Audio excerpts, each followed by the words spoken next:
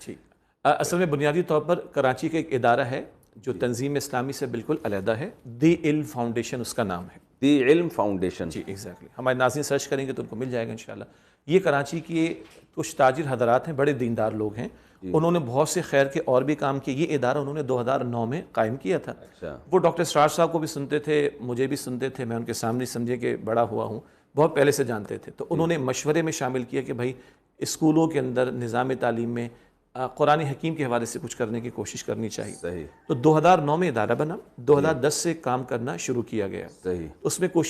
خواہش یہ تھی کہ جو قرآن ہم بڑوں کو پڑھا رہے ہیں اور بڑی مشکل سے بڑے ہاتھ آتے ہیں، اگر وہ نظام تعلیم کا حصہ بن جائے جہاں 5.5 کروڑ بچے ابھی اسکول جاتے ہیں،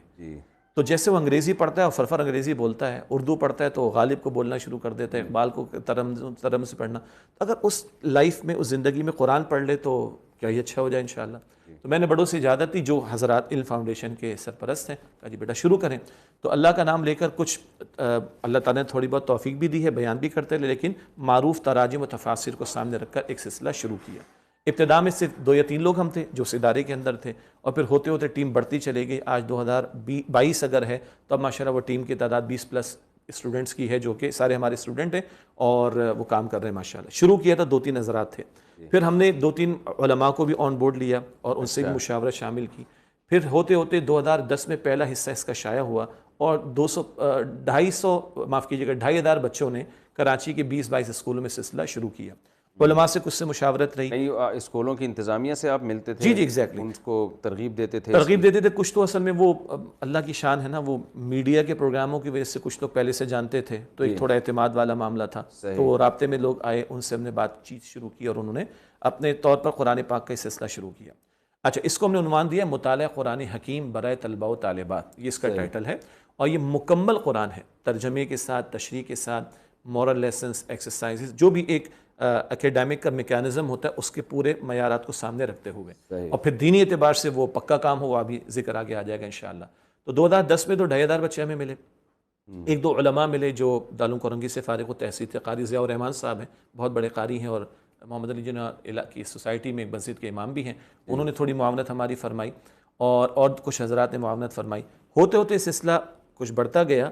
تا آ کے جو پچھلی گورنمنٹ تھی نون لیگ کی، اس کے وزیر تعلیم تھے بلیغ الرحمان صاحب، بادشاہ آدمی تھے، ان تک یہ بات پہنچی مفتی عدنان کاکا خیل صاحب کے ذریعے سے، انہوں نے ملاقات ان سے کروائی اور ان کے سامنے اس کو ہم نے پریزنٹ کیا۔ تو 2017 میں فیڈرل گورنمنٹ کا جو آفیشیل گیزٹ ہوتا ہے، اس میں ایک ترتیب آ گئی کہ 1 سے 5ویں میں ناظرہ قرآن پڑھانا ضروری ہے، اور 6 سے 12ویں میں قرآن پاک کا ترجمہ 7 سالوں میں پڑھانا ضروری ہے۔ یہ 2017 ہو گیا۔ 2018 میں کچھ مسائل ہوئے، کچھ 1-2 حضرات کی طرف سے بڑی بحثیں آئیں کہ یہ فرقہ واریت ہو جائے گی، یہ ہو جائے گا، وہ ہو جائے گا، تو بلیغ الرحمان صاحب نے اتحاد تنظیمات مدارس کو ریکویسٹ کی، جو 5 وفاق ہیں، آپ تو جانتے صرف ناظرین کی آسانی کے لیے، یہ دیوبندی حضرات، بریلوی حضرات، اہل الحدیث حضرات، اہل تشیع حضرات اور جماعت اسلامی کا جو 5 بورڈ ہیں، وفاق ہیں، ان کو ریکویسٹ کی گئی اور ان کی ایک کمیٹی بنا دی گئی، جس میں 5 کے ایک جید عالم مولانا ڈاکٹر منظور مینگل صاحب جو ہیں وہ وفاق المدارس کی طرف سے ہیں، اور میں علم فاؤنڈیشن کی طرف سے اس میں شامل رہا۔ یہ 2018 میں علماء کی کمیٹی اور فیڈرل منسٹری آف ایجوکیشن کے امبریلا میں کام ہوا، اور 3 سال اس میں لگے الحمدللہ، اور 3 سال میں 20 ہماری میٹنگز اسلام آباد میں ہوئی، 5-5 6-6 گھنٹے کی۔ یہ علماء اس پر بحث کرتے تھے، اپنے طلباء کو دکھاتے تھے، یہ مسئلہ، وہ مسئلہ، ترجمے میں، تشریح میں، فلاں میں، یہ رائے، عقیدے کا مسئلہ، یہ ساری بحثیں ہوتی تھیں۔ اور 28 جنوری 2020 کووڈ سے جسٹ پہلے یہ سائن ہو گیا، اور تمام 7 حصے جس میں مکمل قرآن، ترجمہ، تشریح، مختصر، مورل لیسنس وغیرہ سب نے سائن کر دیا کہ اس پر ہمیں کوئی اختلاف نہیں ہے۔ تو یہ ہوا ہے 2017 سے سلسلہ شروع، پھر 5 وفاق جو تھے اور جو 5 مسالک چل رہے ہیں پاکستان میں، سب نے اس پہ اتفاق رائے سے سائن کر دیا۔ پاکستان میں میرا خیال ہے ختم نبوت کے بعد ایک یہ بہت بڑا، یعنی یہ بالکل آپ نے بجا فرمایا کہ جس طرح کا اجماع، اہل حدیث، یہ جو لوگ کہتے ہیں کہ یہ مولوی لوگ اکٹھے نہیں ہو سکتے، تو یہ بہت بڑی دلیل ہے اس کی۔ اور جو ابھی ہمارے ناظرین چاہیں وہ علم فاؤنڈیشن یا مطالعہ قرآن حکیم برائے طلبہ ٹائپ کریں، ساری ڈیٹیل ان کے سامنے، ان کا لیٹر بھی 3 پیج کا سائنڈ ان کے اسٹیمپ کے ساتھ آ جائے گا انشاءاللہ۔ تو یہ سلسلہ بڑا، اور آج ماشاءاللہ صاحب تقریباً کوئی 23 لاکھ طلبہ تو ابھی پڑھ رہے ہیں، اور ابھی پنجاب میں اچھا اب اس گورنمنٹ نے جو بلکہ پچھلی کہہ لیجیے عمران خان کی گورنمنٹ میں بھی اس کو ٹیک اپ کیا گیا. کے پی میں